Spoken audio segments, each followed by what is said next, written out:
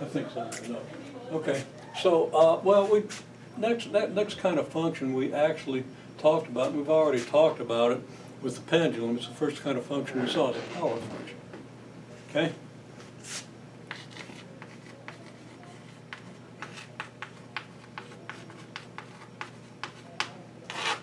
Can anybody give me an example of a power function that's a basic function, or a basic function that's a power function? Squared. Okay?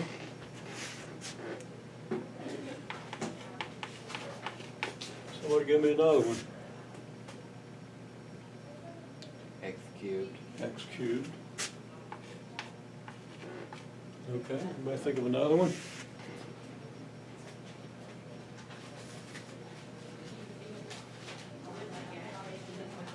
Well,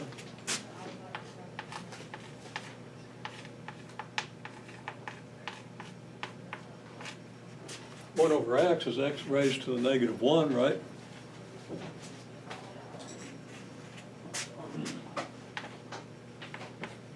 And 1 over x squared is x raised to the negative 2. And then we have the inverses of these functions. Well, the inverse of 1 over x is, hold your breath, it's 1 over x. Take a number and do its reciprocal, and then take that number and do its reciprocal, you're back to the original number. Like take the number 2, its reciprocal, well, you'd have 1/2, right? 1 over x would be 1/2 if x was 2. Okay? Then if you do 1 over x for that, you have 1 over 1/2, which is 2. Back to where you started from. So we have these. This is its own inverse. Okay? This has an inverse that we'll talk about in a minute because it's important for the pendulum. X squared, what's the inverse of the x squared function?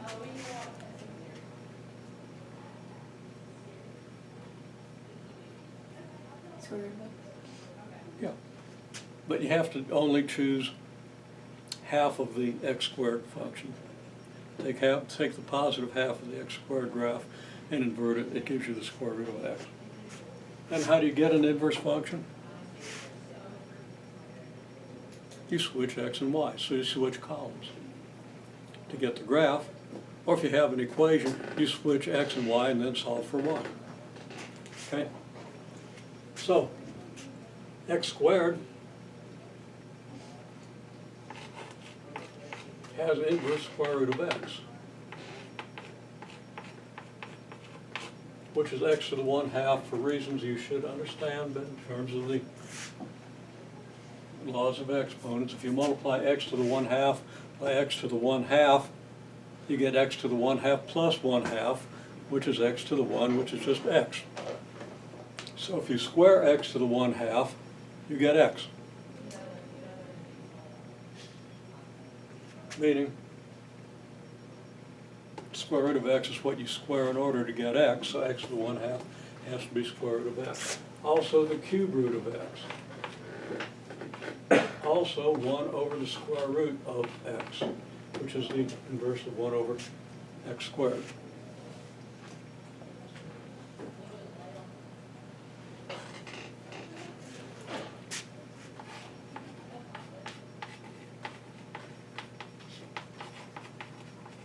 These are all basic functions because your basic functions were defined as the first set I gave you plus all their inverses.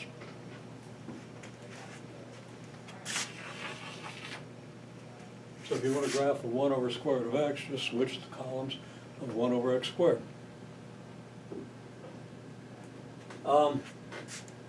Now,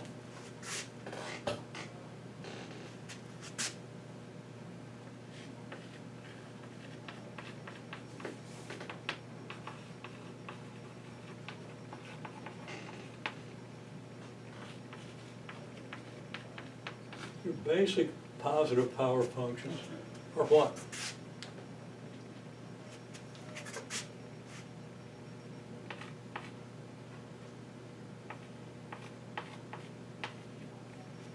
powers are positive numbers. X squared and x cubed are positive numbers. The powers are positive numbers. And also x to the 1/2, which is their square root function. Okay? All the others, yeah, also x to the 1/3.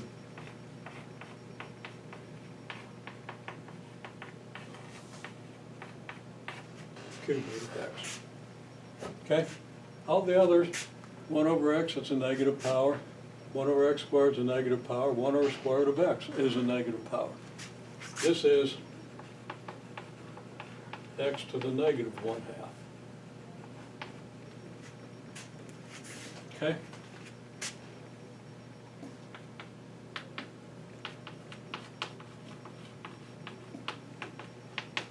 Now, basic positive integer power functions.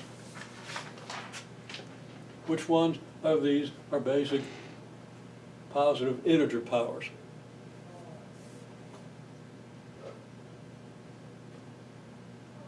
Well, what's the power here? Give me it's this little number up here. What's the power here? Yeah, well, you know what it is. It's 2. Okay? Is that an integer? Yeah. So x squared, that's an integer power function. And a positive integer power. You've got some negative integer powers up here. What about x cubed? Is that a positive integer power function? Yeah. X cubed, because 3 is an integer. What about x to the 1/2? Well, the power is 1/2. 1/2 isn't an integer. Neither is 1/3, so that's it. Okay? Unless you include the y equals x function, the x to the 1 function, as a power function. Okay?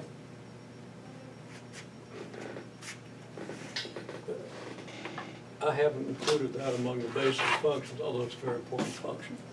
The book does. Okay. So,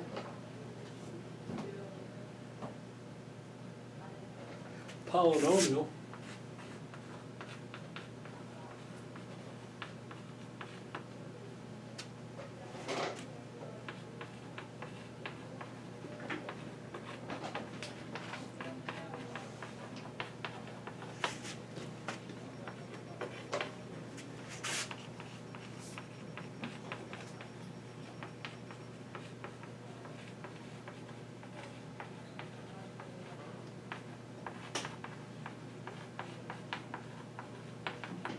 it's a set of positive integer power functions. For example,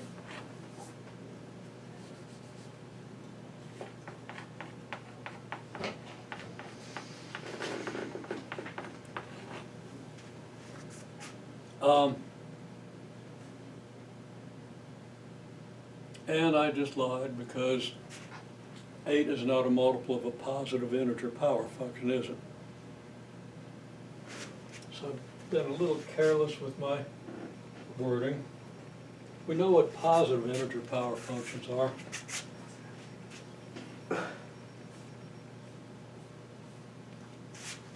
But what I really want is I want to include x to the 0, which is just 1, right, as a power function, as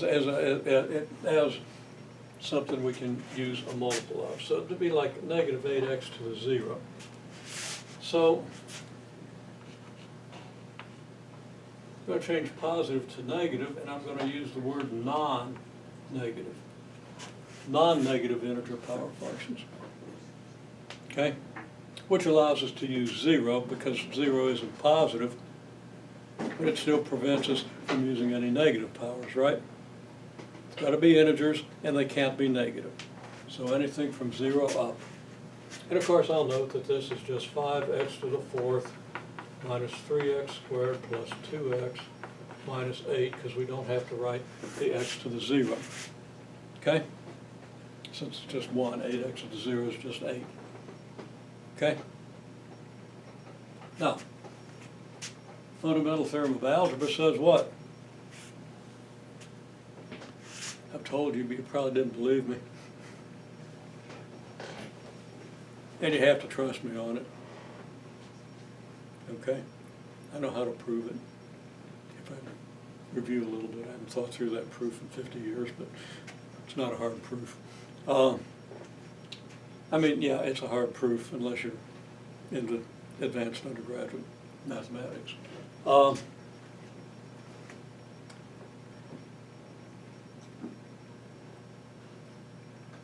fundamental theorem of calculus. Theorem of calculus of algebra.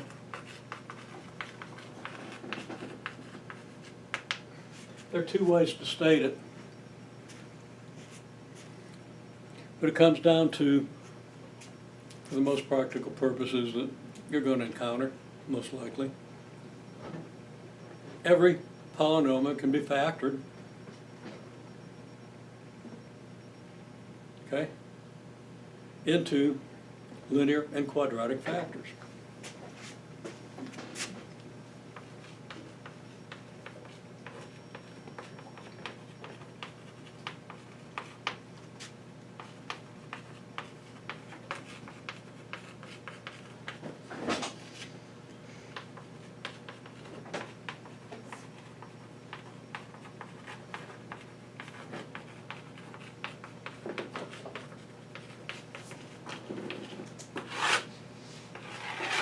Now, why is this important?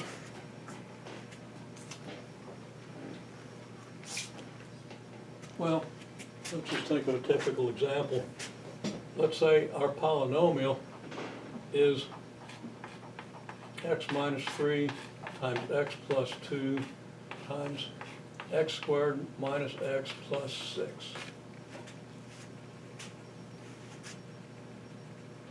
Okay? What can you tell me about its graph?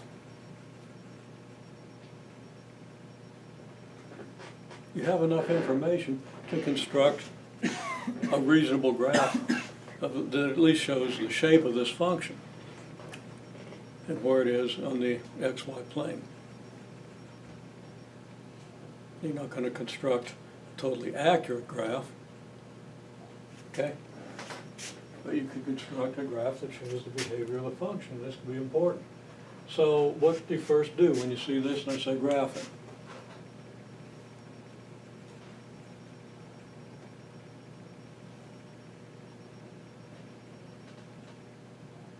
Should be a reflex by now, but needs to be within 2 weeks. I'm sorry. Find the zeros. Find the zeros, okay? Can you find a zero? Can anybody tell me what a zero this is? 3. Uh-huh. -2. -2. Any others? 3. Again? 3. Yeah, well, I already said 3. Oh, it's a negative. But it's okay, you can say it twice. We only get to graph it once. Okay. Yeah, that's good. Okay. How do you know that there are no others, or how do you figure out if there are any others? Factor. Factor what?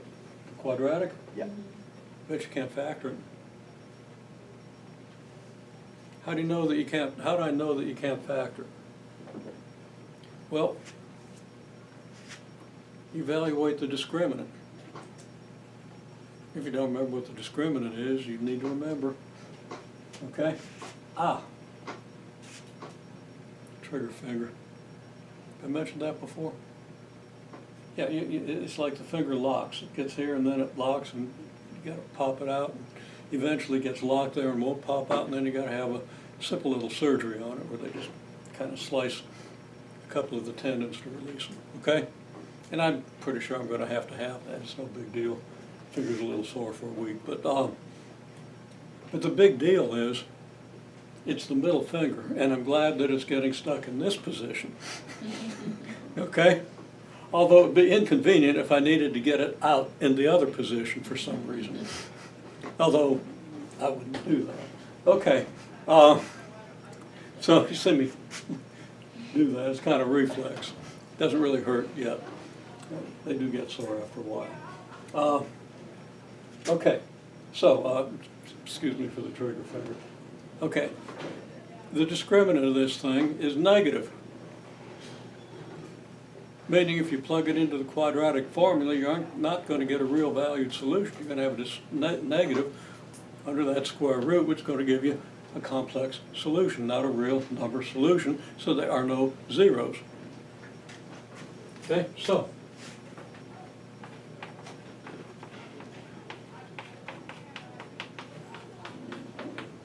x equals 3, x equals -2.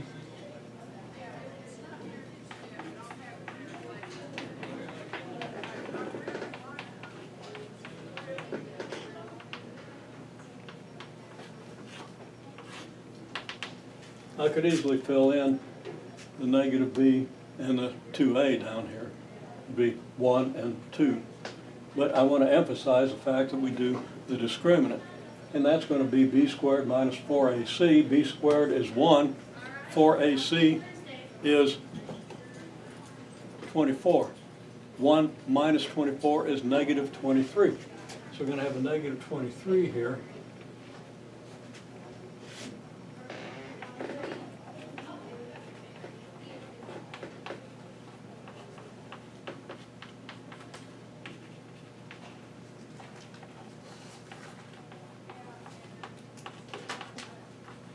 So this thing has no zeros. We say that, so it ran off the edge of the board, but it's irreducible. Okay? Didn't get to finish the word, but you've seen it before. And that's what this thing says. Every polynomial can be factored like this. You have some linear factors, and you're going to have some irreducible quadratic factors. The irreducible quadratic factors are the ones that can't equal 0, so they don't give us zeros. Okay?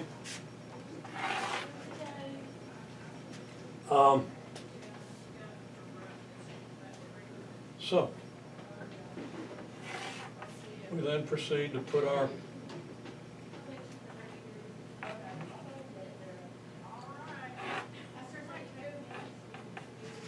zeros on the axis, and we analyze where this thing is positive and where it's negative. And I'm not going through the details of that. We've gone through the details, spent at least 2 days going through these details, probably 3. You should remember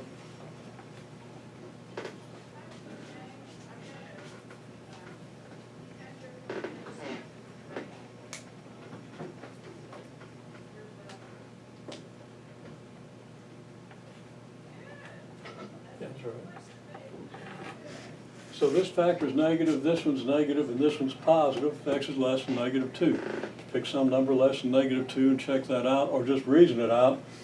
Really big negative numbers lie to the left of -2. If x is a really big negative number, that's clearly negative. This is clearly negative. And this is positive. How do I know this is positive? It doesn't have any zeros, it can't change sign. And if x is equal to 0, this is positive, it gives you +6. So this quadratic is always above the axis. The graph of this thing would be a parabola that lies totally above the x-axis. Okay, so we do this, and then we note that we get, well, we don't. If we plug in x equals 0, we get -3, 2, and 6. Okay, which is -36.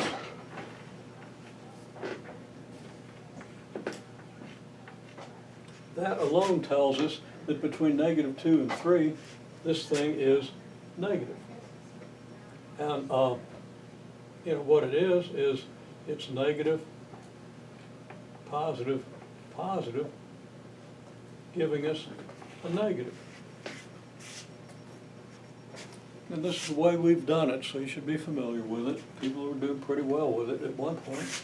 Okay, beyond 3, x is really big, so all these are really big. So all these are positive, certainly.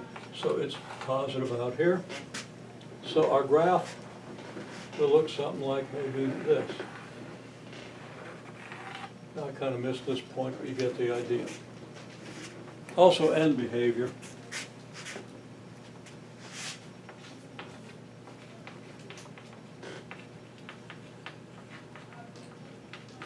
Gets big fast here.